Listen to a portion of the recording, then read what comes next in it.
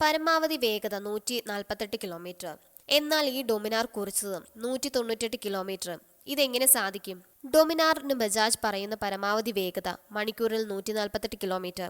എന്നാൽ തുറന്ന പാതയിൽ ഡൊമിനാർ കുറിച്ചത് മണിക്കൂറിൽ 194 കിലോമീറ്റർ വേഗതയും. ഇതെങ്ങനെ സാധിക്കും? ഡൊമിനാർ ഉടമകളെ കുഴപ്പിച്ചുകൊണ്ട് പുതിയ വീഡിയോ ഇന്റർനെറ്റിൽ പ്രത്യക്ഷപ്പെട്ടിരിക്കുകയാണ്. എഞ്ചിൻ മോഡിഫിക്കേഷൻ ഇല്ല, ബജാജ് നൽകിയ കമ്പനി ഡൊമിനാറിലാണ് ഈ വേഗത കുറിച്ചതെന്ന് തലക്കെട്ടോടെയാണ് വീഡിയോ. ബജാജ് ഡൊമിനാറിൽ ഈ വേഗത കുറിക്കാൻ സാധിക്കുമോ? വീഡിയോ കണ്ട മിക്കവരും ആശയക്കുഴപ്പത്തിലാണ്. എന്നാൽ കമ്പനി ഡൊമിനാറിൽ ഇത് സാധ്യമല്ലെന്ന് തന്നെ വേണം പറയാൻ. മോഡിഫിക്കേഷൻ നടത്തിയിട്ടില്ലെന്നും പ്രത്യേകം പരാമർശിക്കുന്നതിനാൽ ഡൊമിനാറിലെ സ്പീഡോമീറ്റർ തകരാറായിരിക്കും ഈ ഊതിപ്പെരുപ്പിച്ച വേഗതയ്ക്ക് പിന്നിലെ കാരണം. സാധാരണയായി ബൈക്കുകളിലെ സ്പീഡോമീറ്റർ യഥാർത്ഥ വേഗതയിലും 5% കൂടുതൽ വേഗതയാണ് രേഖപ്പെടുത്താറ്. സുരക്ഷയെ മുൻനിർത്തിയാണ് നിർമ്മാതാക്കളുടെ ഈ നടപടി. അതായത് മണിക്കൂറിൽ 80 കിലോമീറ്ററാണ് ബൈക്കിന്റെ യഥാർത്ഥ വേഗതയെങ്കിൽ 84 കിലോമീറ്റർ ആയിരിക്കും സ്പീഡോമീറ്ററിൽ തത്സമയം കാട്ടുന്ന വേഗത.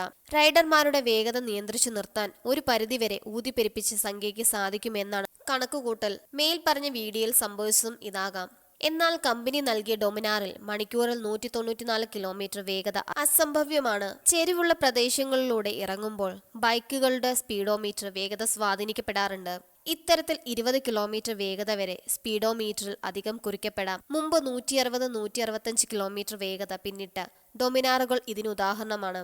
ബൈക്ക് കുതിക്കുന്ന ദിശയിലേക്ക് ശക്തമായ കാറ്റ് വീശുന്ന സാഹചര്യവും വേഗതയെ സ്വാധീനിക്കും. എന്നാൽ മോഡിഫൈ ചെയ്ത ബൈക്കുകളിൽ വേഗത ഒരു തടസ്സമല്ല. ഒരു പക്ഷേ ECU റീമാപ്പിംഗ് നടത്തിയ ഡൊമിനാർ ആകാം വീഡിയോയിൽ. എഞ്ചിൻ വേഗതയ്ക്ക് മേലുള്ള നിയന്ത്രണം റീമാപ്പിംഗിലൂടെ ഇവർ എടുത്തു കളഞ്ഞിട്ടുണ്ടാകും. തത്ഫലമായി ബൈക്കിന്റെ RPM നില വർദ്ധിക്കും. 15 കിലോമീറ്റർ വേഗത വരെ ഇതിനു മുഖേന കൂടും. സമാനമായി ഗിയർ അനുപാതത്തിൽ മാറ്റം വരുത്തിയാലും ബൈക്കിന് കൂടുതൽ വേഗത ആർജിക്കാൻ സാധിക്കും. പക്ഷേ എഞ്ചിൻ തകരാറിന് ഇത് എളുപ്പം വഴിതെളിക്കും.